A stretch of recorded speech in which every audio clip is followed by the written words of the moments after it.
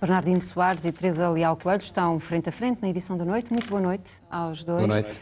Teresa, a sua nota prévia, por favor. Muito bem. A minha nota prévia, parece que é repetida em relação a ontem, só há pouco soube, é uma referência ao facto do ex-presidente da República de Portugal, Jorge Sampaio, ter sido agraciado com um prémio, o prémio Mandela, que foi pela primeira vez atribuído, foi criado pela Assembleia Geral das Nações Unidas e este ano foi atribuído a Jorge Sampaio, este ano que é o primeiro ano de atribuição do prémio, que muito nos honra, e é um prémio que pretende premiar aqueles que defenderam os valores da Organização das Nações Unidas na sua vida pública, na sua vida ativa, tal como fez Jorge Sampaio. Mas uma vez que é um primeiro minuto ou uma primeira nota prévia repetida, eu quero apenas aditar aqui uma outra questão. Eu acabei de vir da Embaixada de Espanha em Portugal, onde não só o embaixador de Espanha em Portugal, e portanto o rei de Espanha, condecorou um conjunto de portugueses, entre os quais Carlos Moedas, mas como também se realizou um jantar de despedida do atual embaixador de Espanha em Portugal, Eduardo Junco, que juntamente com a sua mulher Pilar, aqui passaram estes últimos 3 anos e meio, que foram anos difíceis para Portugal e difíceis para a Espanha, mas que felizmente Portugal e a Espanha têm excelentes relações. O trabalho desenvolvido pelo embaixador Eduardo Junco foi excepcional. E efetivamente nós, de um lado e do outro da fronteira, ultrapassámos as maiores dificuldades durante este período e com uma cooperação que é uma cooperação muito estimável, aquela que temos entre Portugal e Espanha. Eduardo Junco foi o rosto disso também durante este período. Bernardino Soares, a sua nota. Bom, a minha nota prévia é sobre as notícias recentes enfim, são notícias também repetidas, ciclicamente aparecem, de diminuição do número de pessoas com subsídio de desemprego. Nós estamos numa situação em que há menos inscritos nos centros de emprego, há menos pessoas com subsídio de desemprego, menos desempregados com subsídio de desemprego, e os que têm subsídios de menor valor. E isto podia ser consequência de uma diminuição importante do desemprego, enfim, e, portanto, ser um sinal positivo, mas não é. Não é, porque do que se trata é de haver uma muito maior desproteção dos desempregados. Isso tem sido uma tendência nestes últimos anos, de a situação do desemprego ter vindo a piorar e só não ser pior estatisticamente, porque nos últimos 4 anos saíram do país 500 mil de pessoas, praticamente. E a consequência das alterações dos últimos governos nas regras do subsídio de desemprego leva a que cada vez mais as pessoas, mesmo aquelas que têm o subsídio de desemprego, estejam numa situação mais desprotegida, porque os valores são cada vez mais baixos, substituem cada vez menos o salário que tinham antes e empurram-nos para uma progressiva baixa dos salários no emprego que eventualmente venham a ter a seguir. Tem sido um instrumento não só que cria desproteção entre os desempregados, como um instrumento para progressivamente baixar os salários, porque é evidente que um desempregado sem apoio ou com um apoio muito baixo está muito mais sujeito à pressão de aceitar um trabalho mais precário, pior remunerado e com piores condições. Bernardino, convido a olhar para a Grécia e a dar-nos a sua opinião sobre o processo negocial que está em curso. Difícil, mas em curso.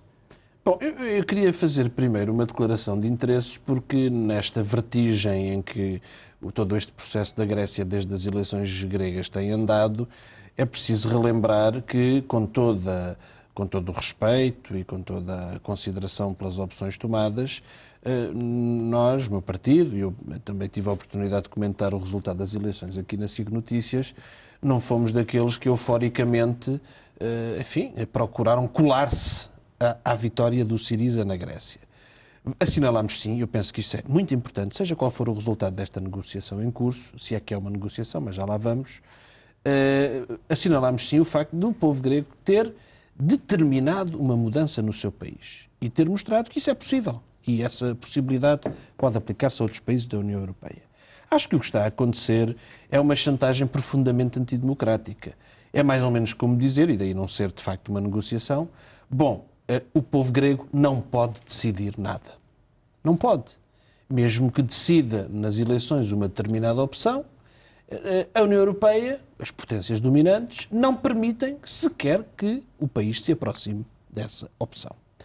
E, portanto, eu julgo que o mais importante neste processo é esta questão. Eu julgo que também este processo tem vindo a mostrar os piores... Soares, mas as entidades que emprestaram dinheiro à Grécia e que a Grécia precisa que continuem a fazê-lo, Sim. não contestam que seja o Syriza a estar no governo. O que contestam é uma alteração de regras a um compromisso que estava em curso. Mas, Ana, o problema é que com a continuação destas regras, o país vai se afundar cada vez mais. E dizer que não pode haver senão aquilo que a União Europeia e o FMI impõem é dizer que um país tem que se autocondenar. O que discute é a qualidade do modelo que as entidades estão a impor à Grécia. O que discute é que elas imponham um modelo. O que tem é de negociar. E é evidente que um país como a Grécia ou como Portugal não está sozinho no mundo e tem de estar pronto para uma negociação. Mas há uma grande diferença entre uma negociação e uma imposição. E o que está a acontecer é uma chantagem e uma imposição. E uma chantagem e uma imposição que quer simplesmente manter uma política de definhamento dos países periféricos e das economias menos favorecidas e de concentração da riqueza nos grandes grupos económicos europeus e nas potências dominantes da União Europeia. É isso ou é só a devolução dos empréstimos? Acha que há a devolução dos empréstimos por trás que é anular, é a realidade, é a concentração da riqueza e do poder. E, vamos ver, os empréstimos não vão ser pagos, nem na Grécia nem em Portugal, porque nenhum país sujeito a uma constante degradação da sua economia e da sua situação social há de conseguir pagar tão vultuosos empréstimos e tão vultuosa dívida. Isso só acontece com desenvolvimento, com crescimento e com desenvolvimento. E se não se permite esse desenvolvimento, não vai haver, no final, pagamento da dívida.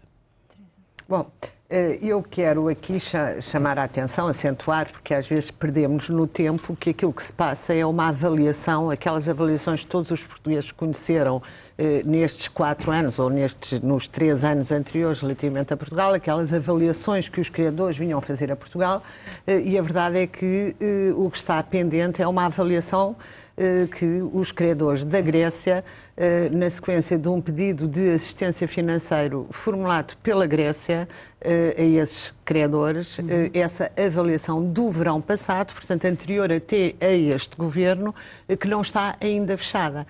E aquilo que os criadores estão a pedir à Grécia, e eu volto aqui a acentuar que foi a Grécia que fez o pedido de assistência financeira, tal como nós fizemos, e nós, Portugal, passámos em todas as avaliações durante o período em que estivemos submetidos a essas avaliações pela Troika, mas os criadores, como a Ana disse e bem, os criadores, as instituições, aquilo que estão a exigir à Grécia nem é sequer o cumprimento do tratado orçamental. Aquilo que estão a exigir é o cumprimento de condicionalidades que foram impostas pelos criadores e que foram aceites pela Grécia. Condicionalidades essas que reportam a um conjunto de regras orçamentais e também a um conjunto de metas a atingir. E, portanto, não me parece que haja aqui uma não negociação, nem uma indisponibilidade para negociação. Há uma negociação, mas uma negociação assente em regras que foram estabelecidas previamente e aceitas pela Grécia na zona euro e que muitos outros, como nós, Portugal, tivemos que cumprir. Não quer dizer que não tenhamos necessariamente que ter uma atitude positiva e solidária com a Grécia. Com certeza que sim, mas solidária não só com a Grécia, como com toda a Europa. Às vezes, estas negociações entre a Grécia ou estas conversações entre a Grécia e os restantes parceiros europeus e também com os credores, faz-me lembrar aquela mãe que vê um filho na parada desencontrado no passo de todos os outros e que afirma: estão todos trocados, ninguém acerta o passo com o meu filho. A verdade é que a Grécia é uma democracia, fez opções políticas internas, mas há um conjunto de outras democracias que também fizeram opções políticas internas. No caso de Portugal, uma das opções que nós fizemos claramente, e aqui temos que respeitar a democracia também em Portugal, há 4 anos atrás, foi precisamente cumprir aquelas que eram as condicionalidades estabelecidas pelo vínculo que tínhamos estabelecido com os credores. E cumprimos estoicamente. Aliás, há uma referência hoje no Financial Times, um comentário feito precisamente por um economista de renome internacional, que diz exatamente isso, que os portugueses cumpriram estoicamente essas condicionalidades e por isso mesmo criaram condições de estabilidade financeira. Criámos condições de estabilidade financeira. Essas condições de estabilidade financeira são o pressuposto para o crescimento económico. Isso é claríssimo em Portugal, porque se nós garantimos durante 3 anos atingir todos os objetivos que nos garantem estabilidade financeira, estamos pelo segundo ano consecutivo em crescimento. Porquê é que temos que nos comparar com a Grécia nesta fase? Ou lembrar a Grécia que as regras são para cumprir como nós cumprimos? Precisamente porque a Grécia aceitou essas regras, o que significa que para não as cumprir tem que as negociar e tem que as negociar desde logo com os credores no que diz respeito às condicionalidades dos empréstimos. E isto naturalmente são regras da democracia. Não, nós não precisamos dizer que não somos a Grécia. O que nós temos é que chamar a atenção que os contribuintes portugueses e os contribuintes dos restantes Estados-membros da União Europeia podem ser chamados a pagar quaisquer irresponsabilidades de quaisquer governos europeus, incluindo irresponsabilidades do governo do Tsipras. E como nós e muitos outros nossos parceiros foram solidários e pagaram as irresponsabilidades de governos anteriores a este, cometeram aqui em Portugal, nós somos naturalmente solidários e temos sido durante todo este período, mas não podemos deixar chamar a atenção de todos que o problema da irresponsabilidade de um governo neste sistema de vasos comunicantes que é a zona euro pode entrar em casa dos contribuintes. E, naturalmente, que os governos das restantes democracias têm que defender os interesses também dessas democracias, para além da solidariedade com a Grécia. Creio que ficaram claras as vossas posições sobre estes temas. O Bernardino Não, eu queria ainda dizer mais alguma coisa, peço desculpa. Mas temos que ir à TAP depois. Sim, vamos à TAP. Tem alguma relação com o que estamos aqui a discutir. É que a maioria, o governo, tem vindo a procurar aproveitar esta situação da Grécia como uma autojustificação da sua posição em Portugal. Aproveitar? E nós, em Portugal, o que temos é, o Governo até pode dizer que cumpriu todos os requisitos que foram impostos a Portugal. O certo é que o país está muito pior do que estava há 4 anos atrás. E disso ninguém tem dúvida. As pessoas sabem disso, têm a sua vida, os empresários, os trabalhadores, os reformados, todos sabem disso. Aliás, não é verdade. Eu deixei a falar agora, se me permite. Pois, eu também, algumas coisas que a senhora disse não são verdade, eu não a interrompo. Aliás, o artigo que a Teresa Leal Coelho referiu em relação ao que veio hoje no Financial Times diz uma outra coisa muito importante, por acaso não referiu. É que Portugal não tem nenhuma segurança na situação que está criada e, ao contrário do que o Governo anda a dizer, não há nenhuma estabilidade garantida para Portugal. E, portanto, pode ter um retrocesso. Eu não concordo com muitas coisas que lá dizem, mas há uma coisa que é absolutamente certa. É que não há nenhuma segurança para o Estado português numa situação em que continuam a ser as regras da zona euro a marcar a política orçamental e a política financeira, em que continua a ser uma lógica financeirista a determinar as opções orçamentais e do nosso desenvolvimento, e isso não nos vai resolver nenhum problema. Não nos vai resolver nenhum problema. Aliás, este problema da Grécia tem posto a numa questão que o PCP anda a dizer há muito tempo e que antes era ridicularizada por muitas pessoas, que é, nós precisamos de preparar o país para a eventualidade da saída do euro. Porque, sendo essa uma opção ou uma imposição, é da responsabilidade de qualquer governo preparar o país para uma situação em que, como por vezes é aventada acerca da Grécia, essa saída possa acontecer. Bernardino, temos muito pouco tempo e hoje foi assinado o contrato de promessa de venda da TAP e não vamos deixar de comentar este assunto. Teresa Leal Coelho, em 2016, estes novos donos da TAP consideram que a empresa pode já ser rentável? Ana, eu tenho só aqui que fazer uma referência que aquilo que é acrescentado no tal artigo reporta exclusivamente à preocupação com qualquer retrocesso no que diz respeito às condições que nós atingimos até agora. É verdade, vamos então ao seu tema, Ana. Peço-lhe desculpa, mas ficou a meio e tinha só que referir isso. É verdade, aquilo que hoje nós assistimos à conferência de imprensa da subscrição do contrato de promessa relativamente à venda da TAP, não é segredo e provavelmente o Bernardino não concorda, mas consideramos uma operação de sucesso, eu considero uma operação de sucesso.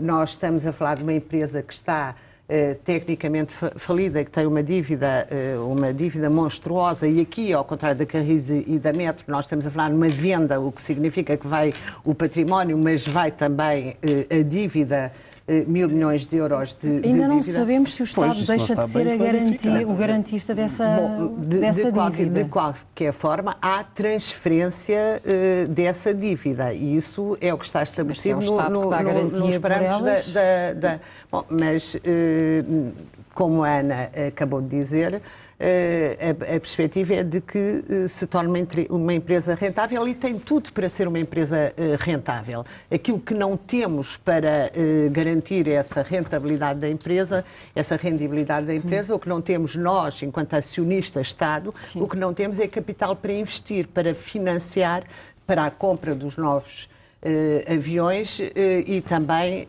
para permitir o aumento das rotas. Agora, estamos a falar de uma empresa que tem características que são muito específicas, com uma qualidade que todos conhecem. É uma empresa que é segura, que tem pessoal de bordo e de cabine e pilotos que são considerados excepcionais a nível mundial. Todos nós sabemos, sobretudo nos últimos tempos, que os portugueses têm uma capacidade muito particular no plano turístico para receber as pessoas e, portanto, neste serviço também terão, com certeza, essa capacidade. Essas são as descrições que quem contesta ao negócio utiliza precisamente mas quem contesta ao negócio, há uma coisa que nós temos que ser sempre muito claros. É preciso recapitalizar a TAP e nós não temos dinheiro.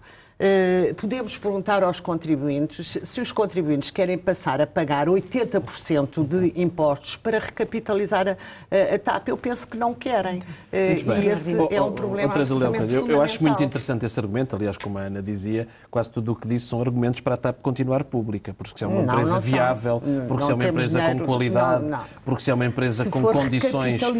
Se é uma empresa com condições para prestar um serviço público é essencial e para ser uma alavanca fundamental da nossa economia, é a maior empresa, tem o maior volume de exportação do conjunto das exportações. E, portanto, se há essas razões todas, não se percebe porque é que não se podia capitalizar a empresa. Porque não temos dinheiro. Pois, mas ninguém perguntou aos contribuintes se queriam capitalizar o BPN e o BCP e todos os bancos que foram capitalizados nos últimos anos com o dinheiro dos contribuintes. E ao contrário do que a Teresa está aqui a dizer em relação à TAP, em relação a essas operações de milhares de milhões de euros, bastante mais em relação a cada um deles do que seria preciso para a TAP, ninguém perguntou aos contribuintes se queriam financiar.